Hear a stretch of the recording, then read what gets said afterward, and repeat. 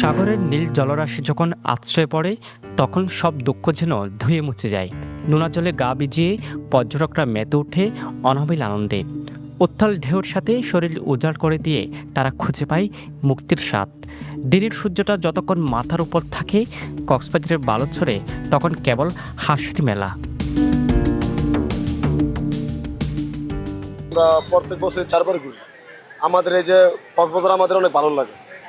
এই কক্সবাজারের প্রতি আমরা অনেক অন্তর্ভুক্ত। কক্সবাজার আমাদের অনেক ভালো লাগে, এই কারণে বারবার আমরা কক্সবাজার ছুটে আসি। দিন শেষে যখন সূর্যটা নীল জলে মুখ লোকায় তখন বদলে যায় দৃশ্যপট।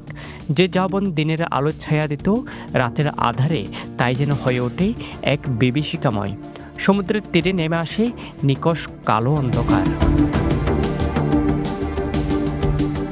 সাম্প্রতিক সময়ে এই আধারের আড়ালে মাথাছাড়া দিয়েছে অপরাধের বিষাক্ত তাবা।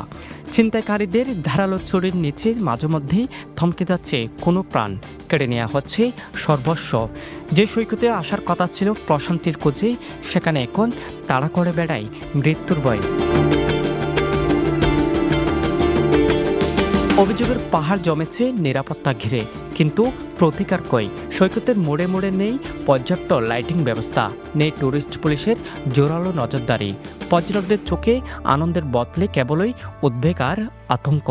আমি একজন দর্শনার্থী হিসাবে প্রশাসন এখন এই কক্সবাজার জেলা প্রশাসক এবং টুরিস্ট পুলিশ যারা আছে তাদের কাছে আবেদন যে কক্সবাজারের যে লাইটিংটা করলে আমরাও নিরাপদ, রাতে আমরাও নিরাপদ, বিভিন্ন এই মানে ছিনতাই এইসব থেকেও নিরাপদ। তারপরে লাইটিং করলে কক্সবাজারের সৌন্দর্য আরও, রাতের সৌন্দর্য আরও বেড়ে উঠবে। দিনে যেমন ঘুরতে মানে সুযোগ সুবিধা ভালো পাই, তাহলে আমরা রাতেও ঘুরতে পারবো যদি লাইটিং সুন্দর হয়। আর যদি আমাদের ঠিকমতো টুরিস্ট পুলিশ সেফটি দেয়, নিরাপদভাবে কোনো ছিনতাই বা কোনো অনিয়ম যাতে কক্সবাজার না হয়। অবশ্যই একটু হালকা একটু ভয়ে কাজ করে, একটু আন্ডারে গেলে একটু গভীর কাজ করে, ডর কাজ করে। সেটা একটু নিরাপত্তা লাগা দরকার, প্রশাসনের একটু সহযোগিতা দরকার। প্রশাসন যদি একটু হাই কোয়ালিটি হয় তাহলে মনে করেন সেফটি দিতে পারবে।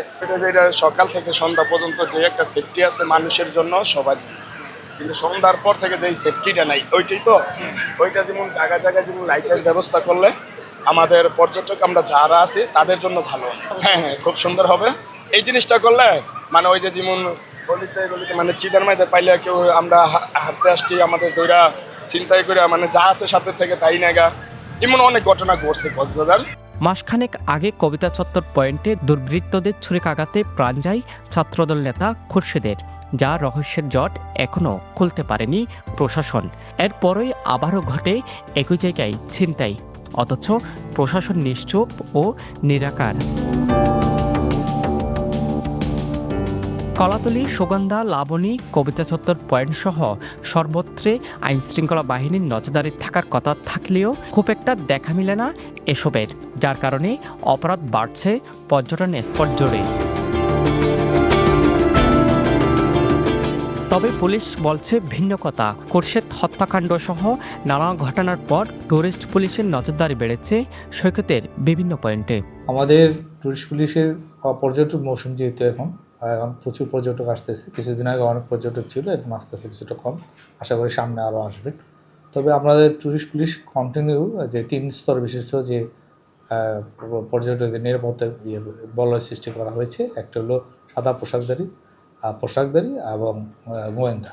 আমাদের যারা সব পোশাকধারী আছেন তারা দীর্ঘ 24 ঘন্টা 8টা থেকে 8টা পর্যন্ত কন্টিনিউ তারা ডিউটি করেন। প্রতিনিয়ত আমাদের একটা মোবাইল টিম আছে আর একটা মোটর বাইক টিম আছে। 2টা টিমই আমাদের কন্টিনিউ কাজ করতেছে। কন্টিনিউ সকাল থেকে 2টা টিম কাজ করে, মোবাইল পার্টি এবং জেলা পুলিশের একটা টিমও থাকে। 2টা টিমই একসাথে কন্টিনিউ কাজ করে 8টা থেকে 8টা পর্যন্ত। পর্যটন শহরে একের পর এক অপরাধ কর্মকাণ্ডে অতিষ্ঠ পর্যটকদের পাশাপাশি স্থানীয় বাসিন্দারাও, তাই নিরাপত্তা নিশ্চিত করার জোর দাবি সকলের। সাজম বড়ুয়া, সাজু, পেনহুয়া নিউজ। সমুদ্রের গর্জনে ভিন্ন স্বাদের সামুদ্রিক খাবারের ভরপুর আয়োজন উপভোগ করতে আজই চলে আসুন প্যাসিফিক বিচ লাউঞ্জ ক্যাফে কক্সবাজারে।